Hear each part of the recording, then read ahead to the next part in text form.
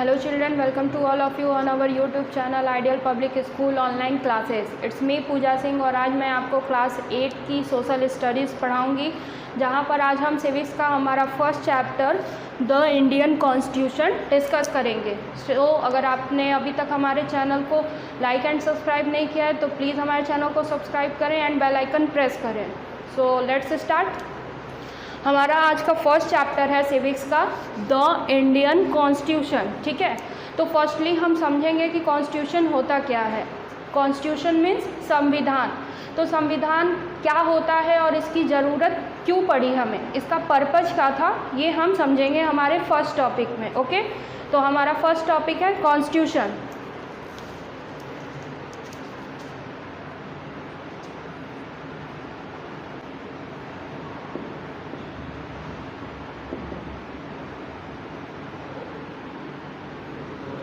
Constitution संविधान क्या होता है। ठीक है, तो constitution is a set of rule law principle according to which country is govern. ठीक है, कॉन्स्टिट्यूशन क्या है, एक सेट ऑफ रूल है, मतलब रूल लॉ प्रिंसिपल्स का एक सेट है, एक नियम है जिसके अकॉर्डिंग हमारी कंट्री गवर्न की जाती है, उस पर शासन किया जाता है। ओके, तो मैं डिफिनीशन लिख देती हूँ आप लोगों के लिए। Constitution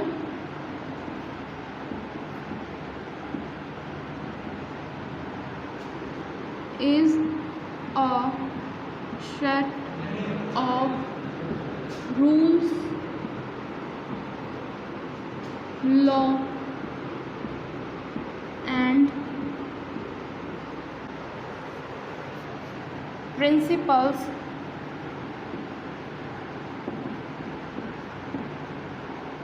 according to which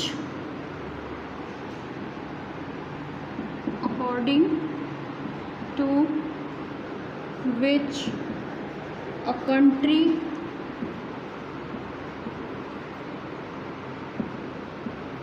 is governed।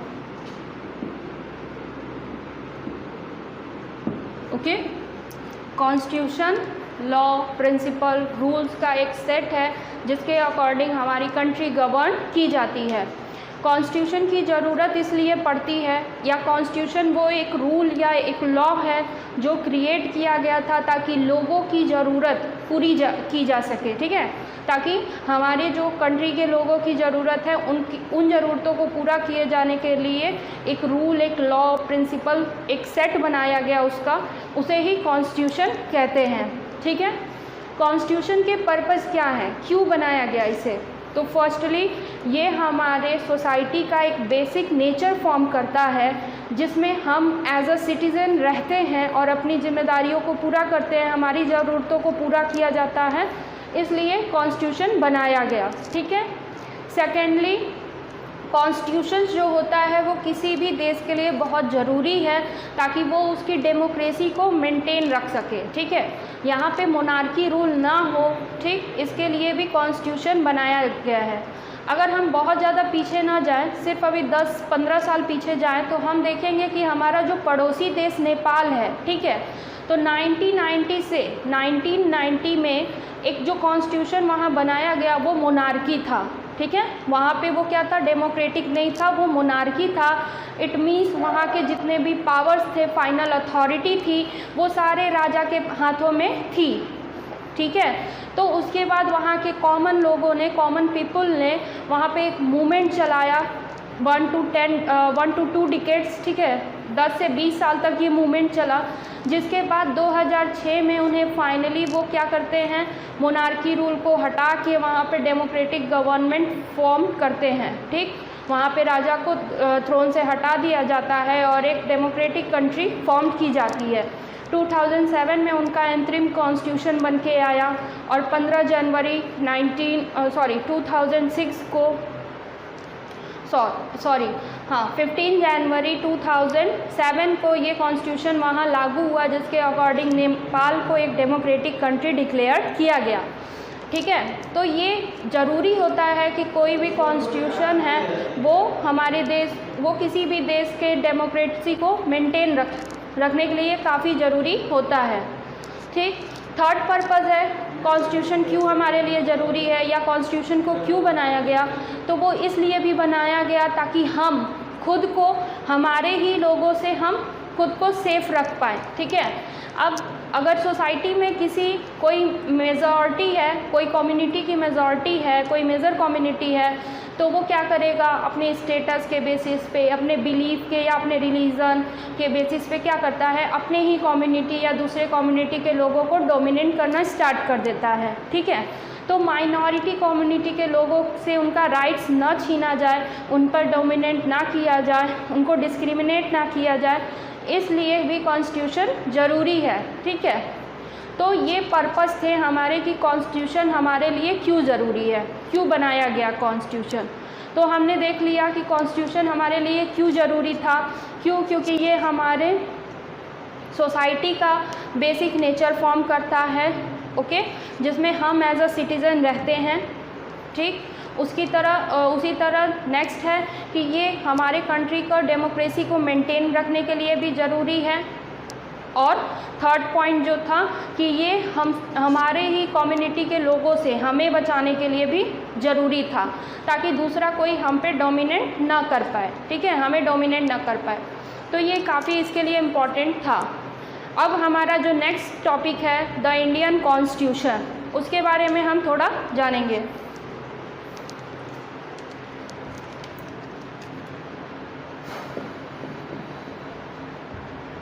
Indian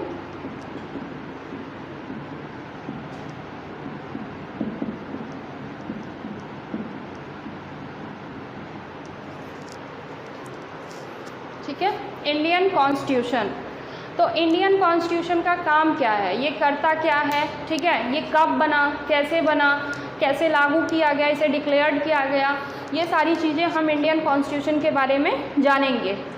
ठीक है, तो फर्स्टली हम जानते हैं कि जैसे हम जानते हैं कि ब्रिटिश एज अ ट्रेडर बन के आए थे, बट 200 ईयर्स तक उन्होंने हम पे शासन किया। फिर काफ़ी सारे स्ट्रगल्स मूवमेंट किए गए। ठीक है, उसके बाद कई सारे कम्युनल वायलेंस भी हुए, पार्टीशन भी हुआ हमारे कंट्री का। ठीक, इतना सब कुछ होने के बाद काफ़ी सारी चीज़ें उस टाइम पे हुई, जिसकी वजह से हमारे उस टाइम के लीडर्स ने कॉन्स्टिट्यूशन को क्रिएट करना ज़रूरी समझा। एक ऐसा कॉन्स्टिट्यूशन बनाया जाए जिसमें सभी लोगों के राइट्स उनको इक्वली दिए जाएं, कोई किसी को डोमिनेट ना करे, कोई किसी पे शासन ना करे। ठीक है, तो इसलिए कॉन्स्टिट्यूशन बनाया गया। कॉन्स्टिट्यूशन बनाने के लिए सबसे पहले कॉन्स्टिट्यूशन असेंबली फॉर्म्ड की गई, जो कॉन्स्टिट्यूशन को ड्राफ्ट करेगा। ठीक है, और उसके चेयरमैन थे भीमराव अंबेडकर जी। ठीक, उस टाइम कॉन्स्टिट्यूएंट असेंबली के चेयरमैन थे भीमराव अंबेडकर जी, या हेड ऑफ कॉन्स्टिट्यूएंट असेंबली थे, जिनके अंडर में हमारा कॉन्स्टिट्यूशन ड्राफ्ट किया गया। हमारे कॉन्स्टिट्यूशन को बनने में आज़ादी के बाद से ये बनना स्टार्ट हुआ और इसे ऑलमोस्ट 3 ईयर लगे। ठीक है, तब जाके ये कहीं फॉर्म्ड हुआ, और उसके बाद जब ये डिक्लेयर्ड हुआ तो इंडिया को as a republic country declared किया गया। ओके, और अगर हम जानें कि हमारे इंडिया का कॉन्स्टिट्यूशन जो है उसके बारे में और जानना चाहें तो हम समझते हैं कि जो इंडिया का कॉन्स्टिट्यूशन है वो इंडिया का सुप्रीम लॉ है। सुप्रीम मतलब इससे बड़ा कोई भी लॉ नहीं है। कॉन्स्टिट्यूशन ऑफ इंडिया जो है वो डिस्क्राइब करता है कि हमारे देश में किस तरह से गवर्नमेंट फॉर्म होगी, या कोई भी इंस्टीट्यूशन, गवर्नमेंट इंस्टीट्यूशन कैसे बनेगा, उसका रूल क्या होंगे, लॉ क्या होगा, प्रोसीजर क्या होगा, वो किस बेसिस पर फंक्शन परफॉर्म करेगा, ये सारी चीज़ें कॉन्स्टिट्यूशन ऑफ इंडिया हमें बताती है। उसके अलावा कॉन्स्टिट्यूशन ऑफ इंडिया हमारे फंडामेंटल राइट्स को, डायरेक्टिव प्रिंसिपल्स को सिक्योर करती है और हमें कुछ फंडामेंटल ड्यूटीज़ भी देती है, जो कि हमारे कंट्री के लिए बहुत ही ज़रूरी है। और हर सिटीज़न्स को, हर कंट्री के हर एक सिटीज़न्स को उसके फंडामेंटल ड्यूटीज़ ज़रूर निभाने चाहिए, पूरे करने चाहिए। ठीक है, उसके अलावा यहाँ पे कुछ डेट्स थे, तो मैंने वो डेट्स लिखे हैं आपके लिए कि कब क्या हुआ, तो इन्हें देखते हैं ज़रा। 29 अगस्त 1947 को हमारा और एक कमिटी, ठीक है, ड्राफ्टिंग कमिटी जो कॉन्स्टिट्यूशन बना रहा था, ड्राफ्टिंग कमिटी मतलब वो कमिटी जो कॉन्स्टिट्यूशन बना रहा था, तो ड्राफ्टिंग कमिटी सेटअप हुई थी, मतलब बनाई गई थी इस डेट को under the chairmanship of doctor Bhimrao Ambedkar, ठीक है। तो ये डॉक्टर भीमराव अंबेडकर के चेयरमैनशिप के अंडर में ये ड्राफ्टिंग कमिटी बनाई गई थी।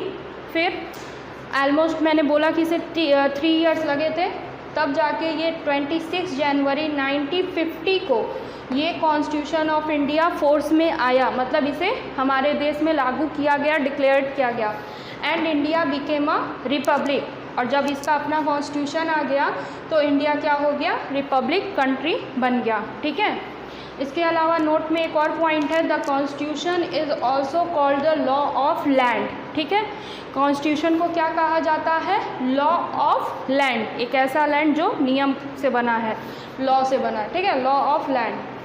तो ये था हमारा इंडियन कॉन्स्टिट्यूशन के बारे में। अब हम जानेंगे कि हमारे इंडियन कॉन्स्टिट्यूशन के फीचर क्या क्या हैं, क्या क्या विशेषताएं हैं, कैरेक्टरिस्टिक क्या हैं, ये सब हम इनके बारे में एक एक करके पढ़ेंगे। ओके। तो अब हम पढ़ेंगे हमारा जो नेक्स्ट टॉपिक है, फीचर ऑफ इंडियन कॉन्स्टिट्यूशन, ठीक है, जहाँ पर हम इंडियन कॉन्स्टिट्यूशन के फीचर के बारे में पढ़ेंगे। अब जैसा कि हम जानते हैं कि इंडिया एक डाइवर्स कंट्री है, तो ये बहुत ज़रूरी हो जाता है कि यहाँ के सिटीजन्स को और इस कंट्री को सोवरेन, सेक्युलर और सोशलिस्ट बनाना, ठीक है। तो इसके लिए कॉन्स्टिट्यूशन में काफ़ी सारी चीज़ें हैं जो एक एक करके उसके फीचर्स को डिस्क्राइब करती हैं। तो ये सारे फीचर्स हम एक एक करके पढ़ेंगे, ठीक है। तो हमारा जो सबसे फर्स्ट फीचर है वो है प्रिम्बल, ठीक है। कॉन्स्टिट्यूशन जब भी आप पढ़ेंगे इंडिया का, उसमें सबसे पहली चीज़ आपको जो पढ़ने को मिलेगी वो है प्रिम्बल। तो प्रिम्बल के बारे में हम जानेंगे।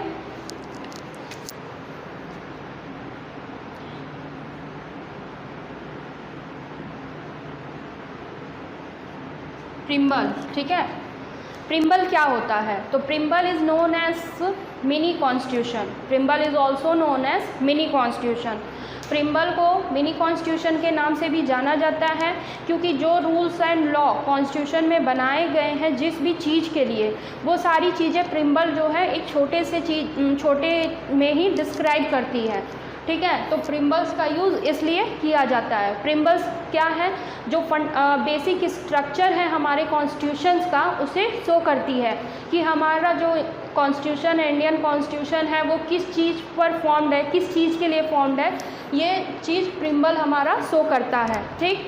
प्रिम्बल जो है ये कॉन्स्टिट्यूशन, इस पर कोई भी किसी भी तरह का कोर्ट ऑफ लॉ इन्फोर्सेबल नहीं है, ठीक है। ये इन्फोर्सेबल ऑफ लॉ नहीं है, इस पर किसी तरह का कोई भी केस कोर्ट में नहीं जा सकता, ओके। तो प्रिम्बल जो होता है वो स्टार्ट किससे होता है, we the people of India से। ये जो लाइन है we the people of India, ये रिप्रेजेंट करता है किस चीज़ को, इंडिया के जो लोग हैं उनके हाथ में सारा पावर है, ठीक है। ये इस चीज़ को रिप्रेजेंट करता है कि इंडिया का पावर जो है, सारी जितनी भी पावर है शासन से रिलेटेड, रूलिंग से रिलेटेड, वो सारी पावर किसके पास है, इंडिया के लोगों के हाथ में है, ओके। यहाँ पे कोई किंग नहीं है, कोई भी क्वीन नहीं है जो इस पे शासन करे, सारी पावर जनता के पास है, ठीक है। तो we the people of India, preamble इसी लाइन से शुरू होता है और ये दिखाता है कि सारा पावर इंडिया के लोगों के पास है, ठीक। 26 नवंबर 1949 को प्रिम्बल जो है वो हमारे कॉन्स्टिट्यूशन में एडॉप्ट किया गया था, ठीक है। इसे इनेक्ट किया गया था, ड्राफ्टिंग कमेटी ने इसे लिया था, कॉन्स्टिट्यूशन में ऐड किया था। और प्रिम्बल जो है वो हमारे कंट्री को सेक्युलर बताता है, सोशलिस्ट बताता है, ठीक है, सोवरेन बताता है, रिपब्लिक एंड डेमोक्रेटिक बताता है। और यहाँ के लोगों को क्या चाहिए, सिक्योर करता है, क्या, यहाँ के लोगों को सिक्योर करता है जस्टिस के लिए, ठीक, फ्रैटर्निटी के लिए, इक्वालिटी के लिए एंड लिबर्टी के लिए। तो हम एक एक करके इन सब का मतलब समझेंगे कि क्या होता है, ठीक है। प्रिम्बल में यही सारी चीज़ें दी गई हैं और यही सारी चीज़ों पे हमारा पूरा कॉन्स्टिट्यूशन बना है। तो हम एक एक करके इन सारी चीज़ों को समझेंगे कि इनका मतलब क्या होता है, ठीक है। तो फर्स्ट हम समझते हैं सोवरेन का मतलब क्या होता है। प्रिम्बल में हमारा फर्स्ट जो है वो है सोवरेन। ठीक है। तो सोवरिन का मतलब क्या है? सोवरिन होने का मतलब है कि हमारा कंट्री जो है उस पर कोई भी एक्सटर्नल अथॉरिटी शासन नहीं करती है, कोई भी एक्सटर्नल पावर शासन नहीं करती है। जैसा कि कॉलोनियल ब्रिटिशर्स ने, ठीक है, हम पर शासन किया 200 साल, लेकिन उसके बाद जब हमें आज़ादी मिली तो हम बिल्कुल ही फ्री हो गए, इंडिपेंडेंट हो गए, ठीक है, और हम पर अब कोई भी शासन नहीं कर सकता। कोई भी एक्सटर्नल अथॉरिटी या एक्सटर्नल पावर हमारे इंटरनल इशू में, ठीक है, हमारे आंतरिक मामलों में दखल नहीं दे सकता है, उस पर किसी तरह का उनका कोई राइट नहीं है। तो सोवरिन का मतलब है कि ये एक इंडिया जो है वो फ्री कंट्री हो गया है, इस पर किसी तरह का किसी का भी कोई शासन नहीं है, इसका अपना एक कॉन्स्टिट्यूशन है, ठीक है। तो ये सोवरिन का मतलब होता है, ठीक। नेक्स्ट है हमारा जो है वो है सोशलिस्ट।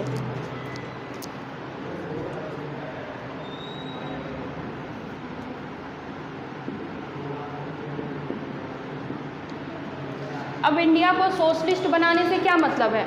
इंडिया को सोशलिस्ट कहने से ये मतलब है, या इंडिया को सोशलिस्ट कहने से ये मतलब है कि यहाँ पर इक्वल अपॉर्चुनिटी दी जाती है लोगों को, ठीक है।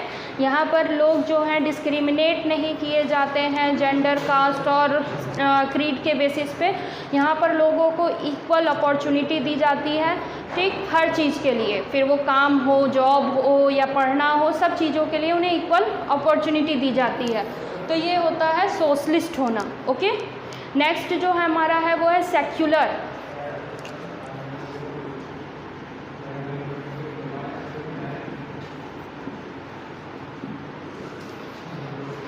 सेक्युलर का क्या मतलब है?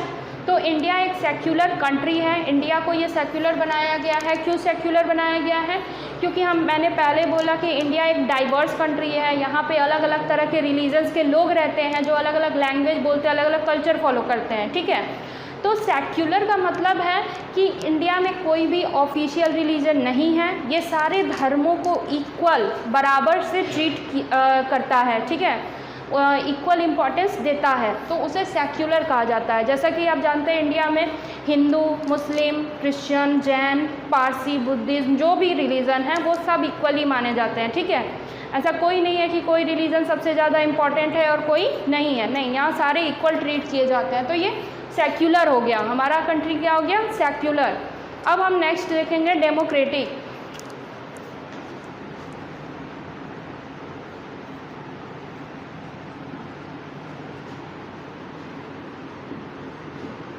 अब डेमोक्रेटिक क्या होता है, ठीक है। तो इंडिया को डेमोक्रेटिक कंट्री बनाया गया है, ना कि मोनार्की कंट्री। क्यों? क्योंकि इंडिया में सारे पावर्स जो हैं वो कॉमन पीपल को दिए गए हैं, यहाँ के लोगों को दिए गए हैं, आम जनता के हाथों में है, ताकि वो अपना लीडर खुद चुन सके, उन्हें इलेक्ट कर सके और वोट दे के उन्हें जिता सके, ताकि वो उनके इशू को रिप्रेजेंट कर सके और उनकी प्रॉब्लम को सॉल्व कर सके, ठीक है। तो ये इसलिए डेमोक्रेटिक कंट्री है क्योंकि यहाँ सारे पावर्स यहाँ के कॉमन पीपल के हाथों में हैं, ओके। नेक्स्ट एंड लास्ट जो है, ठीक है, इन 5 टर्म्स में जो इंडिया को बनाया जाता है, ठीक। तो इंडिया सोवरिन हो गया, सोशलिस्ट हो गया, सेक्युलर हो गया, डेमोक्रेटिक हो गया एंड लास्ट रिपब्लिक।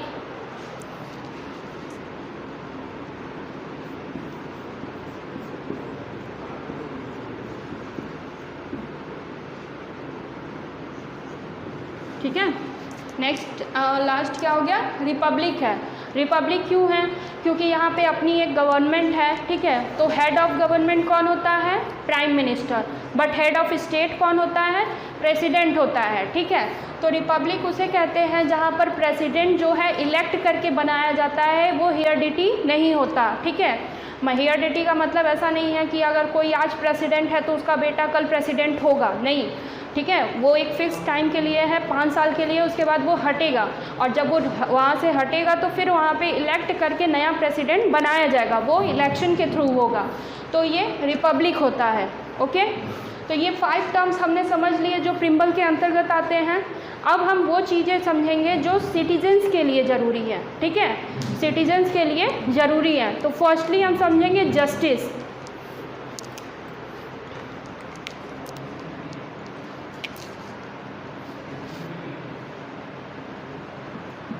जस्टिस किस बेसिस पे होना चाहिए, ठीक, ये देखेंगे।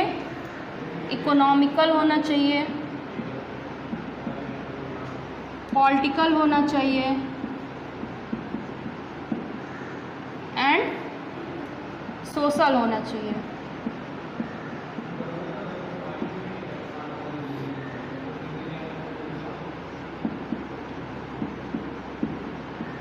ठीक है।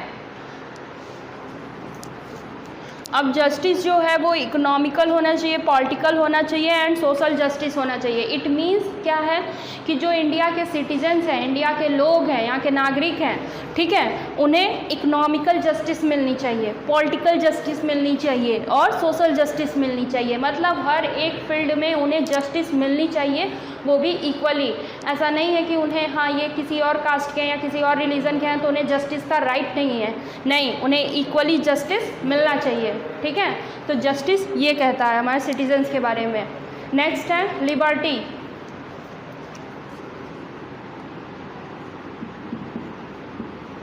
लिबर्टी मतलब छूट, ठीक है, स्वतंत्रता, फ्रीडम। तो फ्रीडम किस चीज़ की? फ्रीडम होनी चाहिए एक्सप्रेस योर थॉट,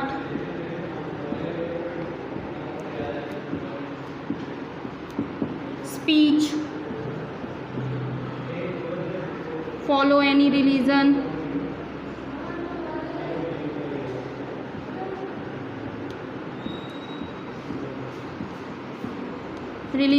ओके, ठीक है। लिबर्टी होनी चाहिए कि हम अपने थॉट को, अपने स्पीच को एक्सप्रेस कर सकें, हमारा जो पॉइंट ऑफ व्यू है हम उसे सामने रख सकें, हम बोल सकें, ठीक है, हम कोई भी रिलीजन फॉलो कर सकें। तो इन सब चीज़ों की लिबर्टी होनी चाहिए, छूट मिलनी चाहिए सिटीजन्स को, ठीक है। ये हमारा कॉन्स्टिट्यूशन में प्रिम्बल कहता है। तो अब हमारा जो नेक्स्ट पॉइंट है वो है इक्वलिटी। इक्वलिटी मतलब क्या होता है? इक्वल अपॉर्चुनिटी होना जॉब के फील्ड में और एजुकेशन के फील्ड में। इंडिया के हर एक सिटीजन्स को इक्वल अपॉर्चुनिटी देना जॉब के फील्ड में एंड एजुकेशन के फील्ड में। इसके अलावा जो भी गवर्नमेंट रिसोर्स हैं या नेचुरल रिसोर्स हैं उन पर हर एक सिटीजन्स का इक्वल राइट होना, ये हमें इक्वलिटी शो करता है, ठीक है, सोसाइटी में इक्वलिटी दिखाता है। Fraternity next and last. Fraternity क्या होना? लोगों के बीच में, हमारे देश के लोगों के बीच में यूनिटी होना। डाइवर्स होने के बावजूद भी हमारे कंट्री में यूनिटी होना एक बहुत बड़ी बात है। तो ये कैसे आएगी? फ्रेटर्निटी से आएगी। तो ये जो चार चीज़ें थी वो हमारे देश के सिटीजन्स के लिए थी, और जब हम ये चार चीज़ें फॉलो करते हैं, ये चार चीज़ें सोसाइटी में अच्छे से फॉलो की जाती हैं, तब जाके हमारा देश सोवरिन बनता है, सोशलिस्ट बनता है, सेक्युलर बनता है, डेमोक्रेटिक बनता है, रिपब्लिक बनता है। तो ये फर्स्ट फीचर था हमारा प्रिम्बल, जिसके अंडर में हमने ये सब पढ़ा। अब हमारा जो नेक्स्ट फीचर है वो है फेडरलिज्म, जिसके बारे में हम पढ़ेंगे। ओके, तो हमारा जो सेकंड फीचर है इंडियन कॉन्स्टिट्यूशन का वो है फेडरलिज्म। फेडरलिज्म क्या होता है?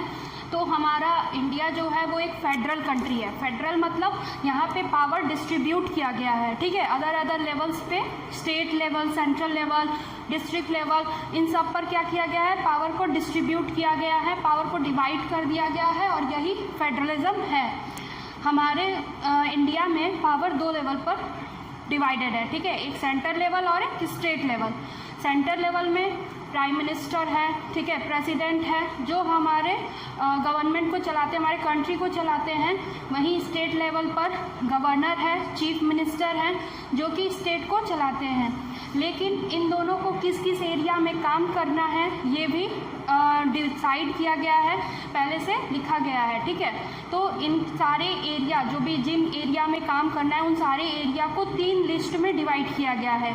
फर्स्ट लिस्ट जो है यूनियन लिस्ट। यूनियन लिस्ट में अंडर में जो भी सब्जेक्ट्स आते हैं वो सारा सेंट्रल गवर्नमेंट हैंडल करती है। उस पर अगर कोई भी डिसीजन लेना है उस एरिया में या उस फील्ड में कोई भी चीज़ डिसाइड करनी है तो वो सेंट्रल गवर्नमेंट करेगी।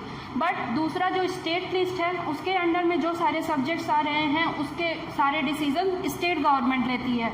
लेकिन जो थर्ड लिस्ट है कंकरेंट लिस्ट, ठीक है, उसके अंडर में जो सब्जेक्ट्स आते हैं उस पर state government and central government दोनों मिलकर फैसला लेते हैं। अगर कोई ऐसा केस हुआ जहां पर स्टेट गवर्नमेंट और सेंट्रल गवर्नमेंट दोनों सहमत नहीं हो पाते हैं तो उस केस में हम सेंट्रल गवर्नमेंट के डिसीजन को फॉलो करते हैं, ठीक है। वहाँ पे सेंट्रल गवर्नमेंट के डिसीज़न को वैल्यू दी जाती है। तो ये था कि फेडरलिज्म में पावर कैसे डिस्ट्रीब्यूट होता है, हर एक एरिया में कैसे कौन सी गवर्नमेंट काम करती है, ठीक, कौन सी गवर्नमेंट किस सब्जेक्ट पे डिसीजन ले सकती है, हमने ये सब जाना। और यही है हमारा फेडरलिज्म, जो कि हमारा सेकंड फीचर था। थर्ड फीचर जो है वो है parliamentary form of government. Okay, third feature is parliamentary form of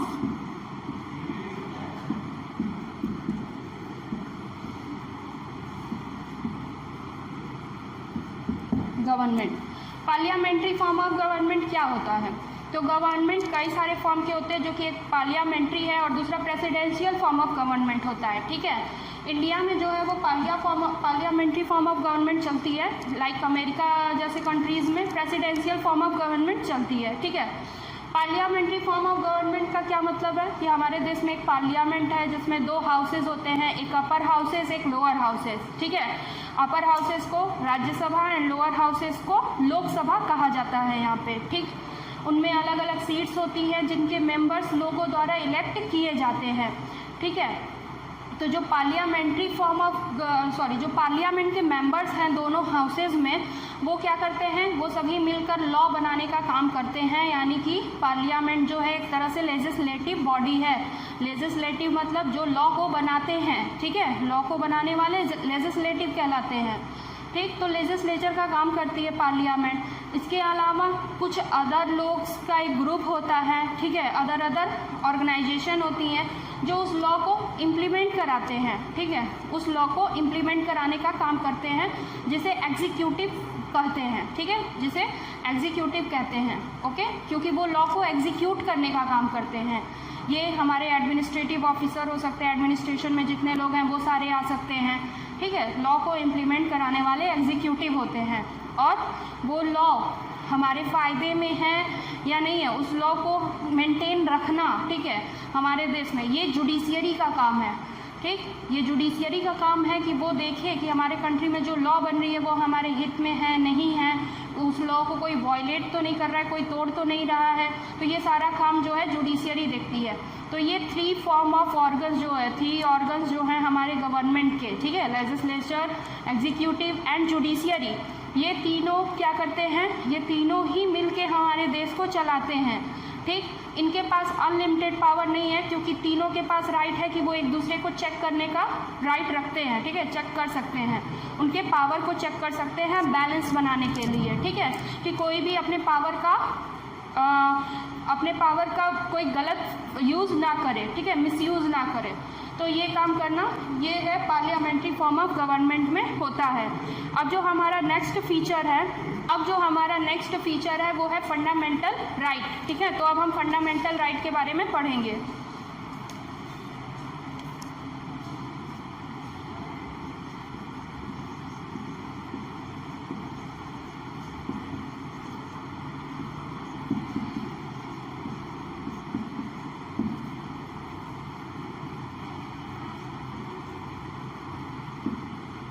ठीक है, तो फंडामेंटल राइट क्या होता है? फंडामेंटल राइट वो बेसिक राइट है जो हमारे सिटीजन्स को ज़रूरी है। ठीक है, हमारे सिटीजन्स के वो बेसिक राइट। अब हमारा जो नेक्स्ट फीचर है वो है फंडामेंटल राइट्स। ठीक है, फंडामेंटल राइट्स वो बेसिक राइट्स है जो हमारे कॉन्स्टिट्यूशन के थ्रू इंडिया के सिटीजन्स को दिया गया है, ताकि वो अपनी लाइफ को उनकी लाइफ में जो भी ज़रूरी चीज़ें हैं वो उनको अच्छे से जी सके और वो सारी चीज़ें उन्हें मिल सके। ठीक है, तो वो अपनी लाइफ को एक अच्छी लाइफ, ईज लाइफ बना सके, उसके लिए फंडामेंटल राइट्स हमारे कॉन्स्टिट्यूशन ने हमें दिया है। टोटल कितने फंडामेंटल राइट्स हैं बताओ बच्चों? टोटल 6 फंडामेंटल राइट्स हैं जो हमारे कॉन्स्टिट्यूशन ने हमें दिए हैं, जिसमें फर्स्ट आता है राइट टू इक्वालिटी। ठीक है, फर्स्ट फंडामेंटल राइट कौन सा है? Right to equality. Okay, right to equality का मतलब इक्वालिटी का हक सबको मिलता है। ठीक है, सारे सिटीजन्स को बराबरी का हक है, कोई भी सिटीजन्स हो, वो किसी भी फील्ड में अगर आगे बढ़ना चाहता है, जॉब करना चाहता है, पढ़ना चाहता है, तो उसे इक्वालिटी का हक है, वो चीज़ ये कर सकता है। अगर वो एलिजिबल है तो वो कोई भी जॉब पा सकता है, अगर उसमें काबिलियत है तो वो कोई भी काम कर सकता है, ठीक है। और जो भी नेचुरल रिसोर्स हैं, गवर्नमेंट रिसोर्स है, उसका इक्वली यूज़ कर सकता है। जो भी पॉलिसी आई है उसमें इक्वली पार्टिसिपेट कर सकता है, इलेक्शन लड़ सकता है। ये सारी राइट्स जो है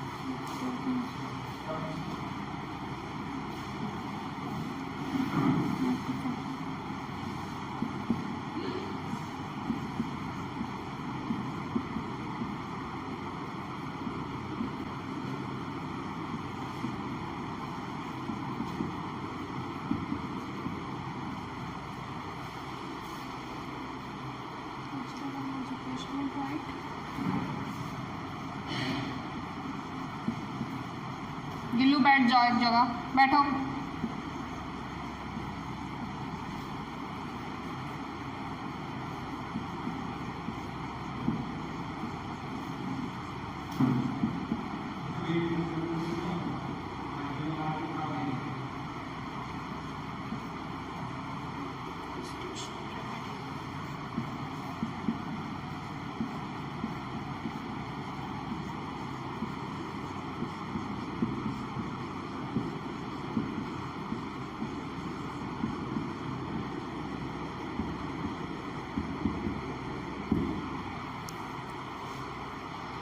ओके, तो हम पढ़ रहे थे फंडामेंटल राइट, जो कि हमारा नेक्स्ट फीचर है, जिसमें हम पढ़ेंगे हमारा जो टोटल फंडामेंटल राइट क्या है, 6 फंडामेंटल राइट हैं, ठीक है। हमारे कॉन्स्टिट्यूशन में हमें 6 फंडामेंटल राइट्स दिए गए हैं, जो कि एक बेसिक राइट्स हैं, हर एक सिटीजन्स को दिए जाते हैं ताकि वो अपनी लाइफ को ईजिली जो है कंट्री में, सोसाइटी में रह सके और उसे जी सके, ठीक। तो ये फंडामेंटल राइट बेसिक राइट्स हैं जो हर एक सिटीजन्स को दिए गए हैं। तो इसमें फर्स्ट जो है वो है राइट टू इक्वालिटी का, ठीक है। राइट टू इक्वालिटी का मतलब क्या है, इक्वालिटी का हक होना, इक्वली हर एक फील्ड में इक्वल ट्रीट करना। फिर चाहे आप कोई भी जॉब करना चाहें, कोई भी एजुकेशन पाना चाहें, आपको राइट है कि आप वो चीज़ कर सकते हैं, कोई आपको उससे रोक नहीं सकता, क्योंकि ये आपका बेसिक हक है, ठीक है, बेसिक राइट है। तो राइट टू इक्वालिटी का मतलब है कि इक्वली हर चीज़ों में पार्टिसिपेट करना, हर चीज़ों को यूज़ करना, ये राइट टू इक्वालिटी हमें देता है। राइट टू फ्रीडम, फ्रीडम स्वतंत्रता, ठीक है। हमें फ्रीडम है कि हम अपने थॉट्स को, अपने व्यू को, अपनी स्पीच को एक्सप्रेस कर सकते हैं, हम फ्री हैं उसके लिए। हमारे मन में जो बात आए जिसके लिए भी हम बोल सकते हैं, ठीक। उसके लिए हमें किसी तरह की परमिशन की या किसी से ऑर्डर लेने की ज़रूरत नहीं है। तो ये फ्रीडम का है, ठीक। हम अपनी मर्जी से कहीं भी आ जा सकते हैं, कहीं भी घूम सकते हैं, कुछ भी काम कर सकते हैं, तो ये फ्रीडम है हमारा, ठीक है। तो ये राइट टू फ्रीडम, फ्रीडम का हक है। फिर नेक्स्ट है राइट अगेंस्ट एक्सप्लॉयटेशन। एक्सप्लॉयटेशन मतलब शोषण, ठीक है। कोई भी अगर हमें एक्सप्लॉइट कर रहा है, किसी तरह का हम पर शोषण हो रहा है, तो हमें राइट दिया जाता है कि हम उसके खिलाफ बोल सकते हैं, ठीक है, उसके खिलाफ आवाज़ उठा सकते हैं। जैसे 14 ईयर्स के नीचे तक के बच्चों को ये कंपलसरी है कि उन्हें एजुकेशन लेना है, ठीक है। तो ये राइट उनसे कोई भी छीन नहीं सकता है। अगर कोई ऐसा करता है कि अगर वो किसी बच्चे से ज़बरदस्ती कोई काम करवा रहा है, लेबर वर्क करवा रहा है, तो ये इलीगल वर्क माना गया है और इसके लिए उसे सज़ा, पनिशमेंट मिल सकती है, ठीक है। तो ये होता है राइट अगेंस्ट एक्सप्लॉयटेशन, मतलब किसी भी तरह के शोषण के खिलाफ हमें आवाज़ उठाने का हक है। नेक्स्ट है जो फोर्थ है राइट, वो है right to freedom of religion. Right to freedom of religion मतलब हम अपने रिलीजन के अलावा किसी भी रिलीजन को अगर फॉलो करना चाहते हैं, हम कोई भी रिलीजन फॉलो करना चाहते हैं, तो ये हमें राइट है कि हम उसके लिए फ्री हैं, ठीक है। हमारे पास ये राइट है, हक है कि हम उसके लिए फ्री हैं, हम ऐसा कर सकते हैं। हम दूसरे रिलीजन को फॉलो कर सकते हैं, कोई भी हमें रोक नहीं सकता। नेक्स्ट है कल्चरल एंड एजुकेशनल राइट। सबको पढ़ने लिखने का, अपनी कल्चर को फॉलो करने का हक होता है।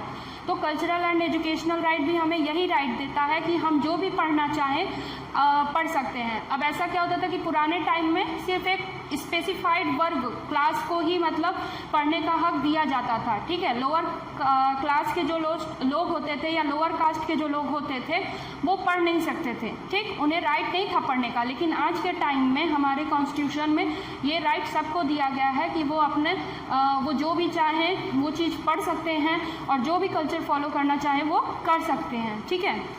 नेक्स्ट है राइट टू कॉन्स्टिट्यूशनल रेमेडीज़। अगर आपका ये कोई फंडामेंटल राइट आपसे कोई छीनता है, ठीक है, वायलेट करता है, तो आपके पास ये कॉन्स्टिट्यूशनल रेमेडीज़ का राइट है कि आप उसके अगेंस्ट केस फाइल कर सकते हो, उसके अगेंस्ट भी आवाज़ उठा सकते हो, ठीक है।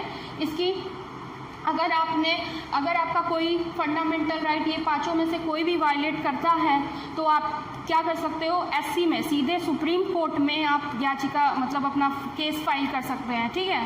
तो इससे क्या होगा, सुप्रीम कोर्ट हमारी सुनवाई करेगी, ठीक। हम सिर्फ स्पेशल केस में ही इस कंट्री का जो हेड है यानी प्रेसिडेंट है, प्राइम मिनिस्टर है, सिर्फ इमरजेंसी, नेशनल इमरजेंसी, वो भी सिर्फ नेशनल इमरजेंसी के केस में ही किसी पर्सन का फंडामेंटल राइट जो है विड्रॉ किया जा सकता है, वो भी कुछ टाइम के लिए, ठीक है, पूरी लाइफ के लिए नहीं, सिर्फ कुछ टाइम के लिए किसी पर्सनल केस में ही फंडामेंटल राइट किसी पर्सन का छीना जा सकता है। नहीं तो ये फंडामेंटल राइट जो भी वायलेट करता है उसकी सुनवाई तुरंत सुप्रीम कोर्ट में होती है और उसे सज़ा दी जाती है। तो ये हक हमें राइट टू कॉन्स्टिट्यूशनल रेमेडीज़ देता है, ठीक है। तो ये हमारा जो थर्ड फीचर था वो था फोर्थ फीचर फंडामेंटल राइट था। अब हमारा जो नेक्स्ट फीचर है वो है फंडामेंटल ड्यूटीज़। अब हमारा जो नेक्स्ट फीचर है, ठीक है, वो है फंडामेंटल ड्यूटीज़, ठीक है।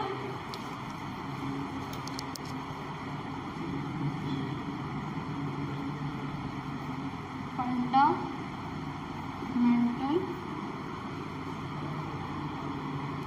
Duties, okay. तो फंडामेंटल ड्यूटीज़ क्या है? अब जैसे फंडामेंटल राइट्स जो हैं वो हमें राइट देते हैं कि हम अपनी लाइफ को अच्छे से जी सकें, तो हमारा भी तो इस कंट्री के प्रति कोई ड्यूटी होगी ना। तो ये फंडामेंटल ड्यूटी है, ये वो बेसिक ड्यूटी है जो हर एक सिटीजन्स को दी जाती हैं, कॉन्स्टिट्यूशन द्वारा दी गई हैं ताकि वो इसे फॉलो कर सकें, ठीक है। तो फंडामेंटल ड्यूटीज़ क्या होती हैं? हमारे नेशनल फ्लैग का रिस्पेक्ट करना, ठीक है, हमारे नेशनल सॉन्ग, नेशनल एंथम को रिस्पेक्ट देना, ठीक, उसके अलावा हमारी कंट्री की रिस्पेक्ट करना, उसको डिफेंड करना, ठीक, किसी भी तरह का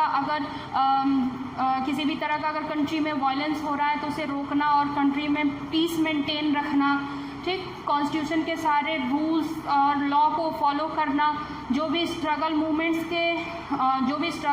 से आइडियल्स इंस्पायर्ड होकर आए हैं उनको आगे बढ़ाना, उन्हें फॉलो करना, ठीक, ताकि हम अपने कंट्री को डिफेंड कर सकें बाहर की अटैक से या बाहर के किसी तरह के इंटरफेरेंस से, और अपने रिलीजन्स को फॉलो करना, गवर्नमेंट को स्मूथली वर्क कराना, ठीक, ये सारी जिस तरह से भी हम गवर्नमेंट का सहयोग कर सकते हैं वो हमारी फंडामेंटल ड्यूटीज़ में आता है, ठीक, ताकि हम कंट्री की हार्मोनी को प्रमोट करें, पीस को प्रमोट करें कंट्री में।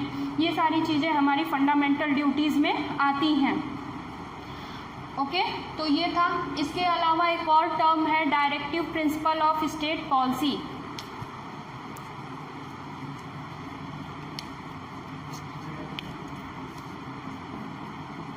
डायरेक्टिव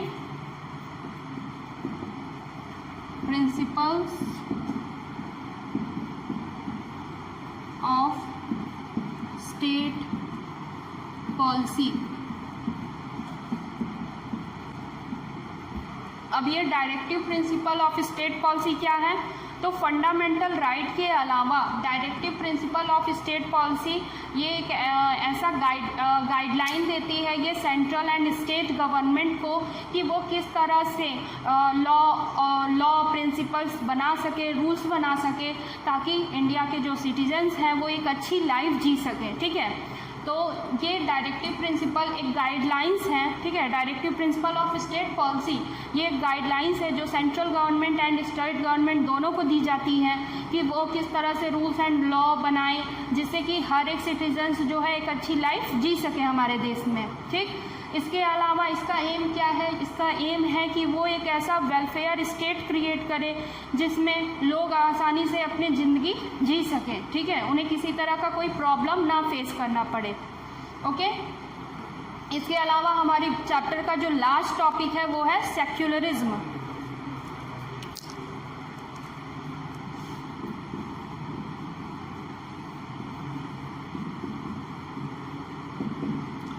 सेक्युलरिज्म को हम थोड़ा और डिटेल में जानेंगे कि सेक्युलरिज्म क्या होता है। तो मैंने पहले भी बताया कि हमारे इंडिया में, हमारा इंडिया जो है वो एक डाइवर्स कंट्री है, ठीक है, इसमें कई तरह के रिलीजन्स के लोग रहते हैं, तो वो अपने रिलीजन्स को फॉलो करते हैं, ठीक। तो हमारा कंट्री क्या कहता है कि ये इंडिया जो है वो सेक्युलरिस्ट है।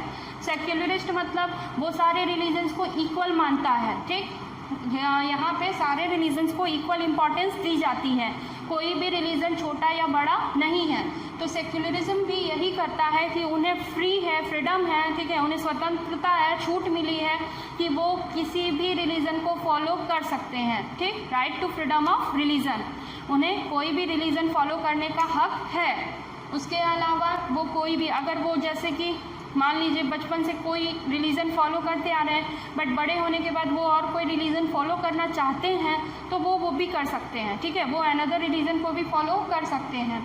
हमारे इंडिया में कोई भी ऑफिशियल रिलीजन नहीं है, ठीक है, जैसे पाकिस्तान का है ना, लेकिन हमारे इंडिया में ऐसा कोई भी ऑफिशियल रिलीजन नहीं है, ठीक, क्योंकि यहाँ पे सारे रिलीजन्स को इक्वल माना गया है, ठीक। सारे लोग जो हैं सारे रिलीजन है, लिंग्विस्ट मतलब कि लैंग्वेज है, कल्चर है, इन सबको इक्वली ट्रीट किया जाता है, ये कोई भी छोटा या बड़ा नहीं है। तो सेक्युलरिज्म यही कहता है, ठीक है। तो इसके साथ ही हमारा चैप्टर आज का ख़त्म हुआ, जो कि सिविक्स का हमारा फर्स्ट चैप्टर था, द इंडियन कॉन्स्टिट्यूशन, जिसके बारे में हमने पूरा जाना, ठीक है। अगर आपको इस चैप्टर से कोई भी क्वेश्चंस पूछना है या कोई भी टॉपिक समझ में नहीं आ रहा है तो आप कमेंट सेक्शन में क्वेश्चन पूछ सकते हैं। तब तक के लिए थैंक यू। नेक्स्ट चैप्टर के लिए, नेक्स्ट वीडियो के लिए हमारे चैनल के साथ जुड़े रहिए।